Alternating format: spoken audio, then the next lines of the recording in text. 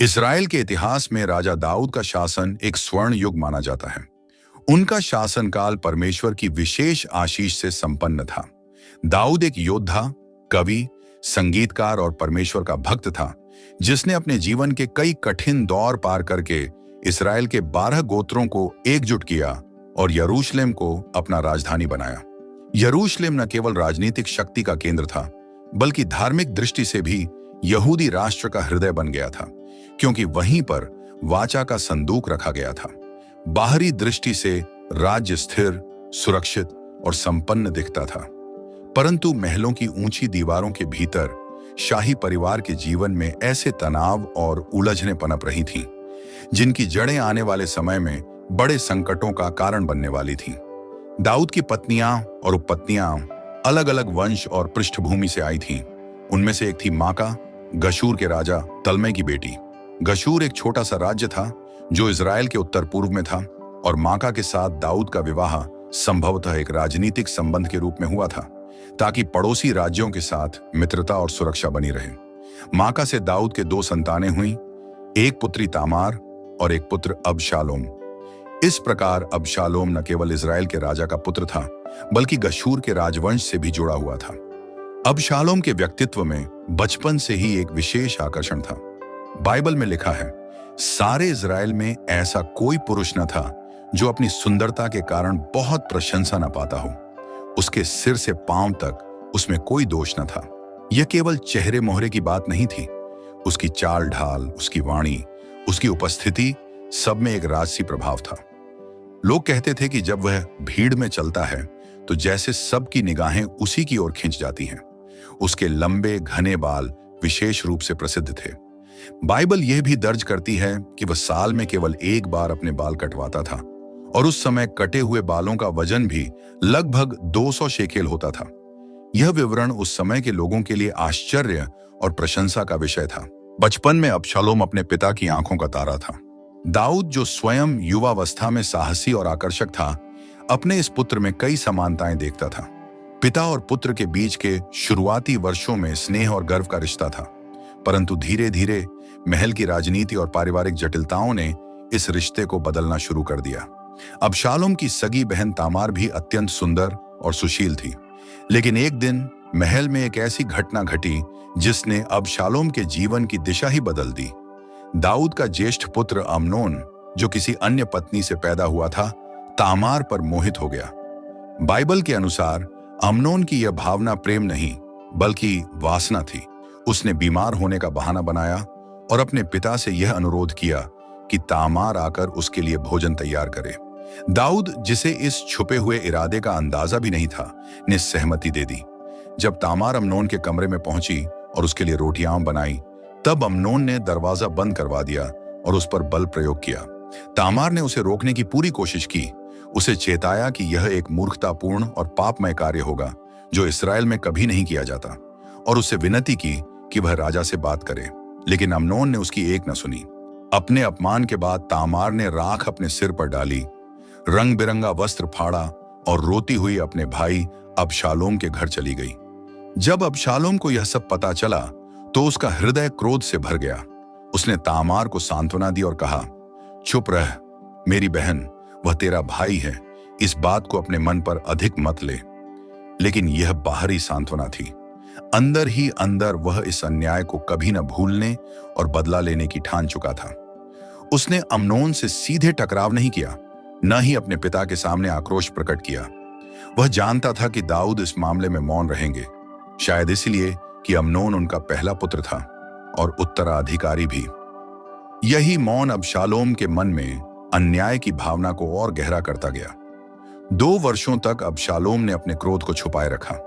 उसने बाहर से सामान्य भाई की तरह बर्ताव किया, लेकिन भीतर बदले की अग्नि सुलगती रही। अंततः उसने समय चुना, अपने भेड़ों की ऊन कतरने का वार्षिक उत्सव।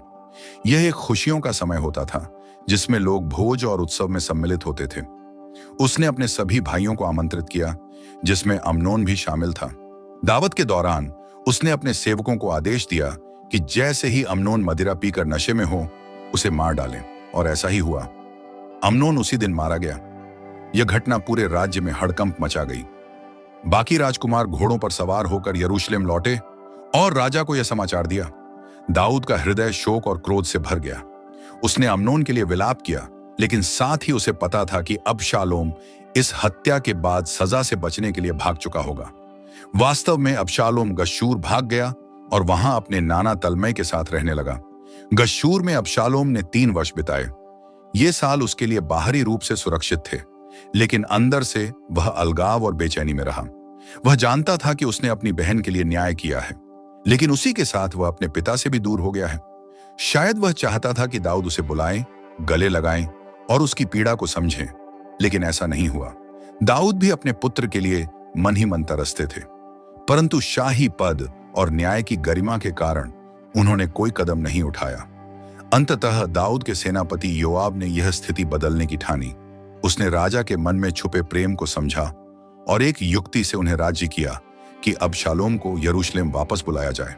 दाऊद ने सहमति दी, लेकिन उन्होंने एक शर्त रखी। अबशालोम लौट सकता है, पर वह राजा के सामने उपस्थित नहीं होगा। अबशालोम यरूशलेम लौटा और जनता ने उसका स्वागत किया। उसकी सुंदरता और व्यक्तित्व ने लोगों का दिल फिर जीत लिया, लेकिन 2 वर्षों तक वह अपने ही नगर में रहकर भी अपने पिता से नहीं मिला। इस दूरी ने उसके भीतर एक नई महत्वाकांक्षा को जन्म दिया। उसे लगता था कि उसके पास न केवल योग्यताओं का भंडार है, बल्कि जनता का स्नेह भी है। उसके मन में यह विचार पनपने लगा कि शायद वह इज़राइल का अगला राजा बनने के लिए ही पैदा हुआ है। यहां से उसकी कहानी एक नए और खतरनाक मोड़ पर पहुंचती है, एक ऐसी राह जो उसे उसके पिता और परमेश्वर के अभिषिक्त राजा के विरुद्ध खड़ा कर देगी। यरूशलेम में लौटे हुए अबशालोम को 2 वर्ष बीत चुके थे। वह अपने पिता के महल के निकट रहता था, लेकिन राजा दाऊद के सामने उपस्थित होने की अनुमति नहीं मिली थी। यह दूरी केवल शारीरिक नहीं थी, यह मनों के बीच एक गहरी खाई थी। अबशालोम के लिए यह समय संयम और प्रतीक्षा का था, परंतु उसके भीतर एक दूसरा भाव भी पनप रहा था, महत्वाकांक्षा। दाऊद अब पहले जैसे युवा योद्धा नहीं रहे थे। वर्षों के शासन और युद्धों ने उनके शरीर पर असर डाला था। उनकी आयु बढ़ रही थी और उनकी ऊर्जा पहले जैसी तीव्र नहीं रही थी। फिर भी वे इज़राइल के राजा थे और जनता का स्नेह उन्हें प्राप्त था।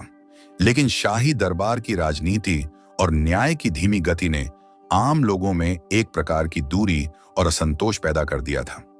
अबशालोम ने इसे भांप लिया।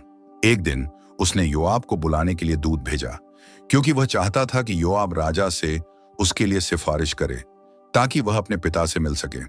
लेकिन योआब ने आने से इनकार किया। उसने यह 3 बार किया। क्रोधित होकर अबशालोम ने एक असामान्य कदम उठाया। उसने अपने सेवकों से कहा कि वे योआब के खेत में आग लगा दें। यह कार्य न केवल उसके क्रोध को दर्शाता था, बल्कि यह भी बताता था कि वह अपने उद्देश्यों को पाने के लिए किसी भी सीमा तक जा सकता है। आग लगने के बाद योआब उससे मिलने आया और पूछा, तूने मेरे खेत में आग क्यों लगाई? अबशालोम ने उत्तर दिया, मैंने तुझे यह कहने के लिए बुलाया था कि राजा से विनती कर, मुझे अपने पास बुला ले। यदि मैंने कोई अपराध किया है तो वह मुझे मार डाले, पर मैं ऐसे अधर में नहीं रहना चाहता।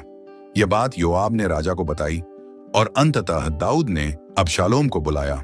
जब वह आया, उसने भूमि पर मुंह के बल गिरकर दंडवत किया और राजा ने उसे चूमा। यह पिता और पुत्र का बाहरी मेल मिलाप था, परंतु अंदर की दूरी पूरी तरह समाप्त नहीं हुई थी। अबशालोम ने इस मेल मिलाप के बाद अपनी योजना को आकार देना शुरू किया। उसने यह देखा कि लोग अपनी समस्याओं और विवादों के निपटारे के लिए राजा के पास आते हैं, लेकिन दाऊद की व्यस्तता और दरबार की प्रक्रियाओं के कारण वे तुरंत समाधान नहीं पा पाते। उसने यह तय किया कि वह इस कमी को अपने पक्ष में इस्तेमाल करेगा। वह सुबह सुबह नगर के फाटक के पास खड़ा हो जाता। जो भी व्यक्ति किसी विवाद या न्याय के मामले में राजा के पास जाता, अबशालोम उससे पहले मिलता, उसका हाल पूछता, उसकी बात ध्यान से सुनता और फिर कहता, देख, तेरा मामला अच्छा और ठीक है, परंतु राजा के यहां तुझे सुनने वाला कोई नहीं। इसके बाद वह यह भी कहता, काश मुझे देश में न्याय करने का अधिकार होता, तब जो कोई मेरे पास आता मैं उसे न्याय देता। यह कहते समय वह केवल शब्दों से नहीं, बल्कि अपने आचरण से भी लोगों को प्रभावित करता। यदि कोई उसके सामने दंडवत करता तो वह उसे उठाकर गले लगा लेता और चूम लेता। इस प्रकार उसने 4 वर्षों तक इस्राएल के लोगों के दिलों को अपने पक्ष में कर लिया। 4 वर्षों के बाद अबशालोम ने अगला कदम उठाया।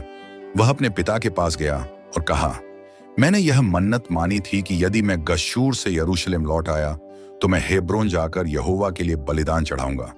अब मैं वहां जाकर अपनी मन्नत पूरी करना चाहता हूं। दाऊद ने उसे जाने की अनुमति दे दी।